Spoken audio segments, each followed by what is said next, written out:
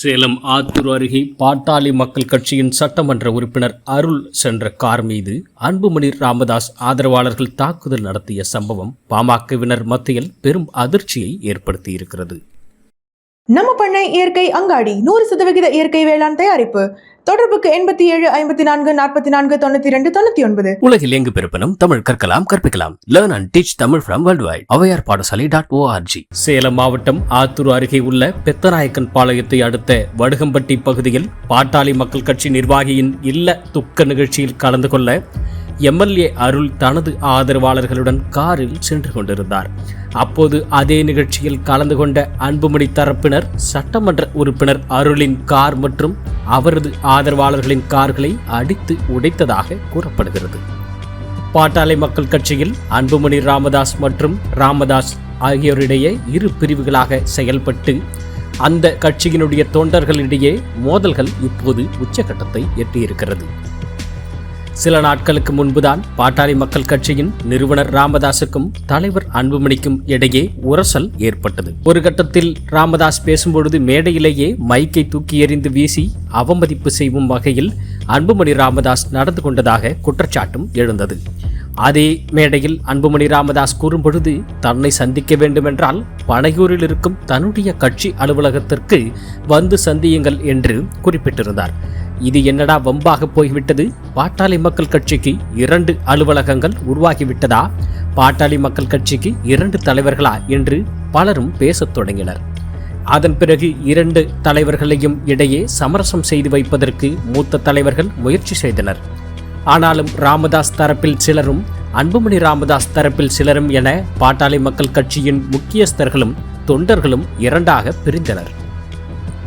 ஆனாலும் இவர்களுக்கிடையே இருக்கும் பிரச்சனைகள் முடிவுக்கு வந்தபாடில்லை. இதனிடையே சித்திரை நாளில் திருவிழா என்று மாமல்லபுரத்தில் பாட்டாளி மக்கள் கட்சி முன்னெடுத்த ஒரு சித்திரை பெருநாள் அன்று ராமதாஸ் தன் மனதில் இருக்கும் அனைத்து விஷயங்களையும் பகிரங்கமாக போட்டு உடைத்தார். அதன்படி பதவிக்கு நேரடியாக ஆசைப்படுகிறார்கள், உழைக்காமல் பதவிக்கு வர வேண்டும் என்று நினைக்கிறார்கள் என்று அன்புமணி மீது மறைமுகமாக தம்முடைய விமர்சனங்களை ராமதாஸ் முன்வைத்திருந்தார். தம்முடைய மகள் காந்திமதியை அண்மையில் ராமதாஸ் தம்முடைய பாட்டாளி மக்கள் கட்சிக்கு செயல் தலைவராக அறிவித்திருந்தார். இந்த விவகாரம் குறித்து அன்புமணியிடம் கேட்டபோது இது உட்கட்சி பிரச்சனை, இதை பற்றி யாரும் பேச வேண்டாம் என்று கூறினார். ஆனாலும் தொடக்க முதலேயே எல்லா கேள்விகளுக்கும் இதே தொனியில் பதிலளித்த அன்புமணி ஒரு கட்டத்தில் பிரச்சனையை முடித்து வைப்பார் என்று எதிர்பார்க்கப்பட்ட நிலையில் ராமதாசும் அந்த பிரச்சனையை முடித்தபாடில்லை. மேற்கொண்டு தன்னுடைய பெயரை 2வது பெயராக அன்புமணி ராமதாஸ் என்று பயன்படுத்தக்கூடாது என்றும் அதேபோன்று அன்புமணி என்று இனிஷியலை வேண்டுமானால் பயன்படுத்திக் கொள்ளலாம் என்றும் ராமதாஸ் தெரிவித்திருந்தார். இதனிடையே பாட்டாளி மக்கள் கட்சியின் தலைவர் யார், அதிகாரப்பூர்வமாக கட்சி யாருக்கு சொந்தம் என்றெல்லாம் பேச்சுகள் உருவாகின. தேர்தல் ஆணையத்தின் அதிகார வரம்புக்கு உட்பட்டு இந்த கட்சியின் தலைவராக யார் நியமிக்கப்படுவார் என்று பார்க்கும் பொழுது அன்புமணிதான் இந்த கட்சியின் குழுவினரால் தேர்ந்தெடுக்கப்பட்ட தலைவர் என்று பதிவு செய்யப்பட்டதாக தகவல்கள் வெளியாகின. எனினும் ராமதாஸை பொறுத்தவரை இது தான் நடந்து தான் உழைத்து உருவாக்கிய கட்சி என்றும் இதில் மற்றவர்களுக்கு எல்லளவும் பங்கில்லை என்றும் குறிப்பிட்டிருந்தார்.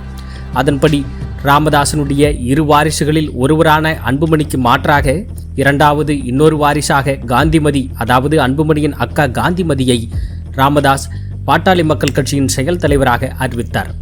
இதன் பிறகுதான் இருதரப்பு ஆதரவாளர்களிடையே பிரச்சனை அதிகமானது. அதன் ஒரு படியாக பாட்டாளி மக்கள் கட்சியில் அன்புமணி ராமதாஸ் ஆதரவாளர்கள், அந்த கட்சி நிறுவனர் ராமதாஸ் ஆதரவாளர்கள் என 2 பிரிவுகளாக செயல்பட்டு இந்த மோதல்கள் உச்சகட்டத்தை எட்டி வருகின்றன.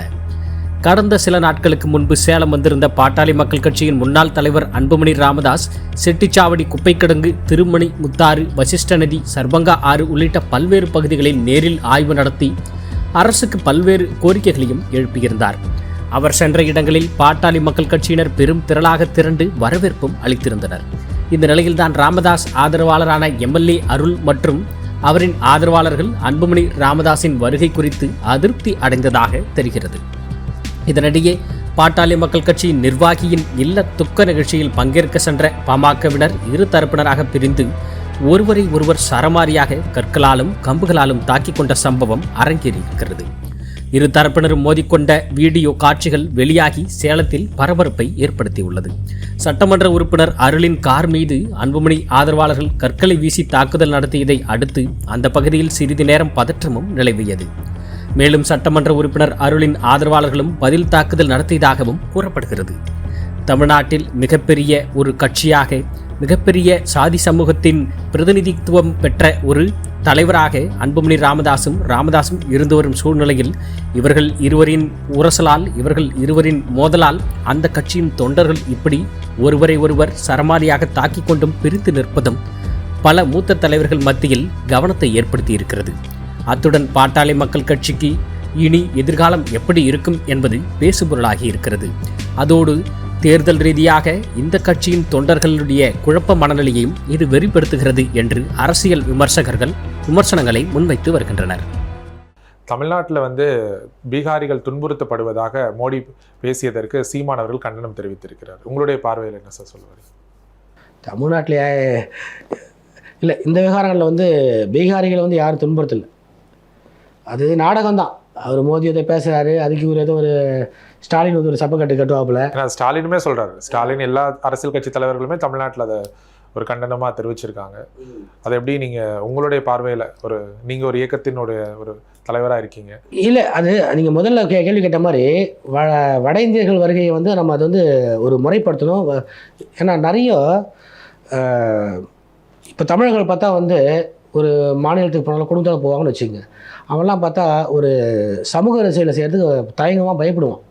ஏன்னா அவன் மனைவி பிள்ளைகள் குடும்பத்தோடு வாழ்கிறான், ஒரு கட்டுப்பாடோடு வாழ்கிறான். இன்றைக்கி வட இந்தியர்கள் எப்படி வரான் பார்த்தீங்கன்னா, கூட்டமாக தொடர வேண்டியது வரான். எங்கேயோ பிக்னிக் போகிற மாதிரி மூட்டை முடிச்சா கட்டிக்கின்னு ஒரு 20 பேர் 30 பேர் 50-100 பேர் லைனாக வரானுங்க. அவங்க வராங்க, பெண்கள் குழந்தைகள்லாம் ஊரில் இருக்காங்க. இவன் யாரை கட்டுப்படுவானா? எதுவும் பயப்படுவானா? யாரையும் அடிக்கிறதுக்கோ உதைக்கிறதுக்கோ இல்லை ஒரு கற்பழிக்கிறதுக்கோ? பெண் பிள்ளைகள் போனால் இன்றைக்கி அன்றைக்கி ஒரு நாள் இந்த மெரினா பீச்சிட்ட போகிறேன், ஒரு 4-5 வட இந்தியர்கள் நிற்கிறானுங்க. ஒரு தமிழ் பொண்ணு போயிட்டு இருக்குது. இவன் பார்த்து கிண்டல் அடிக்கிறான். அந்த பொண்ணு பயந்து போகுது. அப்போ இவன் 10 பேருக்கு தைரியம் வந்துடுது அவனுக்கு. அந்த பொண்ணு ஒத்த பொண்ணு, ஒரு பொண்ணு, அந்த பொண்ணு பயப்படுது. அது அப்போது நான் தட்டி கேட்டேன். அவன் சைண்டாக போயிட்டானுங்க. அப்போ இங்கே நிலை என்னன்னாக்கா, அவன் வட இந்தியர்கள் கூட்டமாக வரும்போது யாருக்கும் பயப்படுறது கிடையாது. ஒரு தைரியம் வந்துட்டு அவனுக்கு. இன்னும் அங்கே இப்போ டாஸ்மாக் வேறு ஃப்ரீயாக டாஸ்மாக் கிடைக்கிது. நல்லா குடிச்சிட்டு போதையில் என்ன வேணால் செய்வான். அவனை கேட்க முடியாது. அவனை கேட்டாங்க காவல்துறை அடிக்கிற அளவுக்கு தான் நீ சம்பவம் நடந்திருக்குது. அப்போது பீகாரிகளால் பாதிப்பு தமிழர்கள் தான் தவிர தமிழர்களால் பாதிப்பு கிடையாது. இது மோடியுடைய இது நகைச்சுவை. அது தமிழ்நாட்டு அரசு மேலே குற்றச்சாட்டு சாட்டுறாப்புல.